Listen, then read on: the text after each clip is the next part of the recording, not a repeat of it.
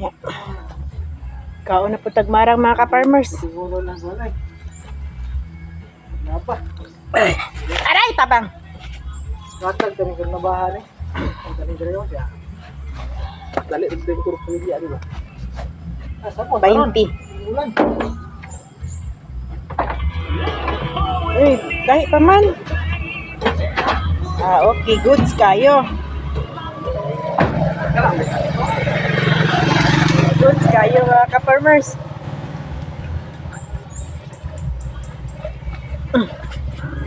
Dito ka?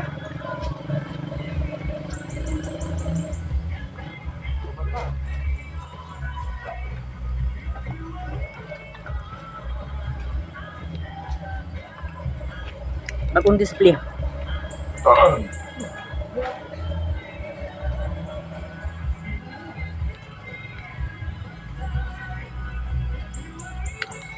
Ang lansones na native mga ka-farmers, tag-40 ang kilo din. Bukid.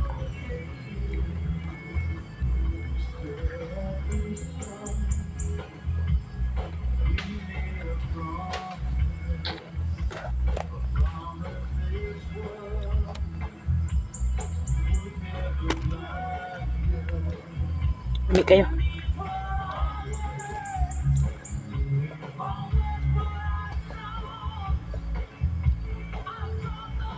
Dagag tanom sila mama diri sa bukid. Like marang, mga prutas. Di lang mi kakaon mga ka-farmers kay wa man mi masugo. Musaka pati mong pag-asa.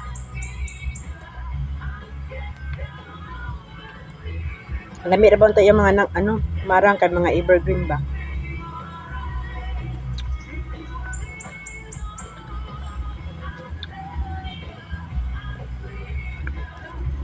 Niya eh.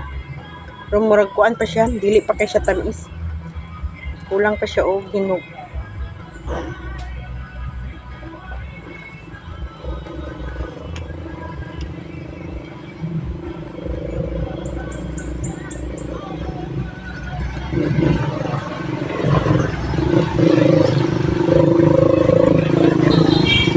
Pag nakadyo sa bukid mga ka-farmers, mabubong jud ka sa prutas kay tingbunga man gid ron.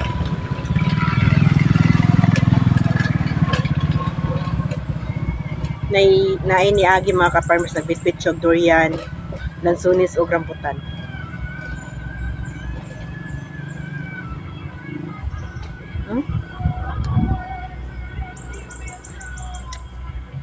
Lami kayo.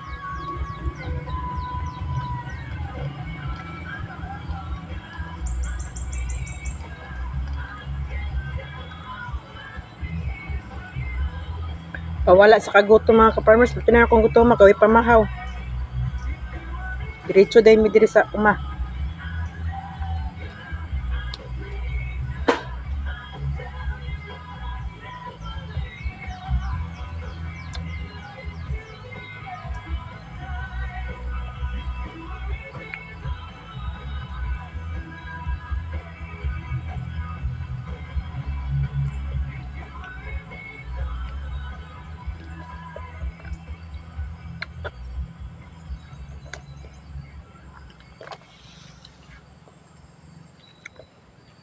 Pag-ingon ani nga mga prutas, sagdahan ra ko ni busing og kaon pero kung durian gani mga ka-farmers, isa duha tulo ra gid kaliso ako makaon.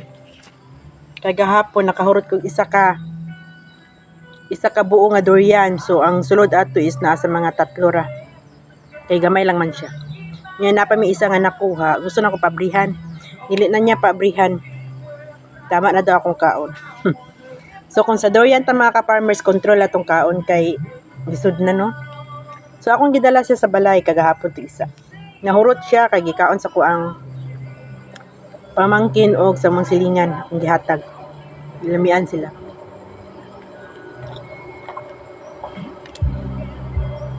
So katula mga ka-farmers, thank you so much for watching. Marang.